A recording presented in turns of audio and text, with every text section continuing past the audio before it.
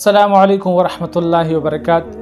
ګران کتونکو، کله چې یو انسان څلور رکعاته فرض مونځ کوي او دغه کس په دغه څلور رکعاته فرض مونځ کې اولنی دوه رکعاتو کې سوره فاتحه نه وروسته قرأت وکړو او په غلطۍ کې یعنی په سهو سره بیا په دریم رکعت کې یا په څلورم رکعت کې هم د سوره فاتحه نه وروسته سورت ویلو، آیا په دغه انسان باندې سجده سهو واجب شو کنه؟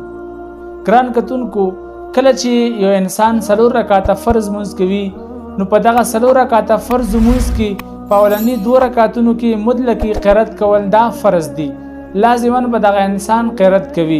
خو که چېرته په سهوي سره یعنی په غلطۍ سره په دریم رکعت کې یا په څلورم رکعت کې د سورې فاتحې نه وروسته سورت وویلو په غلطۍ سره، نو په دغه انسان باندې سجده سهو نه د واجب، لہذا دغه انسان با سجده سهو نه کوي او دغه انسان دغه مونځ وشو. واخر دعوانا الحمدلله رب العالمین.